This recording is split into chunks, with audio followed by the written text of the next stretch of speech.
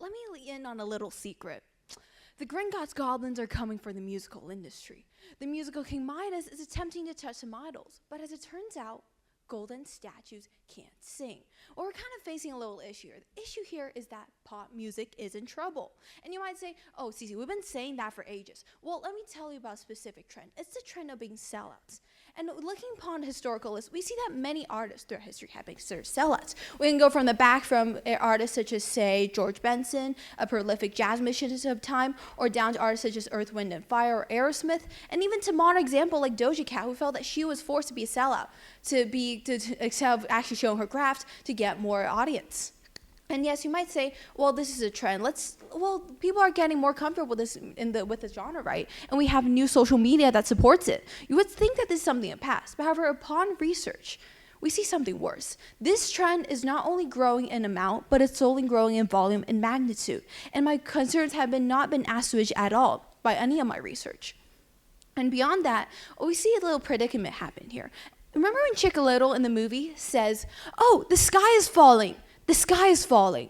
Well, I present to you from the perspective of a listener, yes, the sky is falling. The sky is falling upon the heads of the pop industry, and we see it happening right now. And why? Well, let's say a convergence of both the new way that we listen to music and also commercialization has also caused artists to abandon their creative roots. And moreover, with the allure of money and how this music is distributed to everybody, the music is not celebrated for music's own sake. And we see a very obvious issue here as a listener myself. And well, the issue here is that music is not creative. And there's data to support this. As reported by the Harbinger Online, after compiling about 450,000 songs within recent times, they have found that songs have become less creative, meaning that lyrics are less complex and differences between genres have become less. Why is this a bad thing, you might think? Why is it that we care that these genres are becoming more similar? Because this tells us that these music is being changed to appeal to a wider audience. Genres are different and separate for reasons. Each genre has their own specific motive, their style, and the way they make music. However, the fact that these are all blending together in one shows that in the modern age of streaming and music, they're all mixing all together. And another issue of this comes from brand placement, which also happens with the commercialization era. Well, brand placement, or blatant advertising, I like to call it, is when brands put advertisements in the form of their songs mentioning, for example, these brands, or in the MVs. And one example of how bad this is going and how modern song culture has been entrenched within this commercialization is the MV of the song Panini. You might know Lil Nas X from his song Old Town Road. It's a funny little song, "I'm gonna take my horse to the Old Town Road," you know. It mixes country and rap, and everybody really liked it at the time. It was really hot on TikTok. The issue kind of comes when he releases Panini, which is part of his album, which was a sequel to Old Town Road. Well, the song's okay. I like this song. It gets me moving. It's in my playlist. I like it. But when I watched the MV, I realized there's so many advertisements that wave across me without me actually noticing it. As it shows here, there's brands such as like Fiat, Uber, TikTok, Beats by Dr. Dre, things you wouldn't really expect to see in a MV. But these advertisements slide right behind us, and we don't really realize it. And this is the type of advertisement that kind of shows how much commercialization and music go link together. And also, why does this cost? Well, why is this caused by?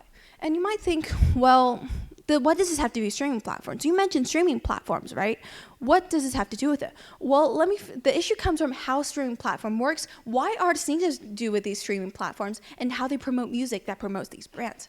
Firstly, I like to realize that artists must make money. They can't just simply go on formats such as digital downloads or physical formats like cassettes or DVDs because they're simply not profitable anymore. As current data shows, streaming platforms take up 80% of total listening revenue across the world. And even beyond that, currently as of now, 616 million people per day use these platforms to find new music and listen to old songs they enjoy. And also, beyond that, is that these people have approximately raked in $47.4 billion US dollars as of 2023 alone for the industry. And also, streaming platforms have shown a 10.1% increase. This means that this is a very large incentivized reason for artists to go and join these platforms. We'll say, well, fine, they're joining these platforms. Well, what's wrong with the platform itself? Well, let me talk about algorithm. If you ever use stuff like Instagram, Snapchat, or even music apps such as NetEase Music, QQ Music, or say even Spotify or Apple Music, you say sometimes you clearly open the apps and they give you these mixes or like what they think you'll like, or for example your For You page in TikTok. These aren't necessarily what you picked as the consumer, what you want. These are what the apps and these algorithms think that you will want. In a way, there's, instead of the invisible hand of Adam Smith's ideology being used to supposedly cater to you and make symphonies that you would actually enjoy, no, they're baby feeding you these songs that they want you to enjoy. And many times they do include songs. And a lot of times, this has to do with brand awareness, which, as the name suggests, is making more people aware of your brand. And a lot of this is done for advertisement. Although you may argue this is a culture-specific thing, as many songs include brand lyrics, as you memorize them, in a way, you're doing advertising for them. For example, the song Endless Fashion by Lil Uzi Vert, as the song suggests, mentions a variety of fashion brands. And for me, I never really knew these brands before I actually listened to the song. But after I got the lyrics stuck in my song, like, I wore that velo until it got flated, I never knew these brands. But in a way, by knowing these lyrics and getting them stuck in my head, these brands have done successful advertisement. And even more is that this algorithm, I got recommended that song by the algorithm. A lot of these times, the algorithm does push these songs they want you to listen to. And here is a little bit of my personal experience. Well, if you kind of know me in class, you know that I'm a person that really likes to write.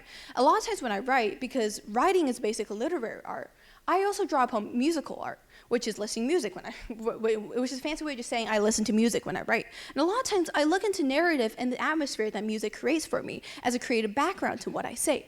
However, within recent trends of music, and more times when I open the charts, say Billboard or what is recommended to me, I moreover just find songs that are either repetitive or talk about the same topics. And yes, they are popular for a reason because they are bops and they are genuinely funny songs at times.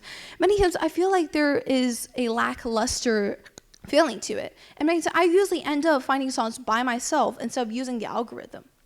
Well, that's how I present how we should deal with it. Because the issue is the sky is falling down. But how should we deal with it? Should we run away or should we? Well, I'm saying this.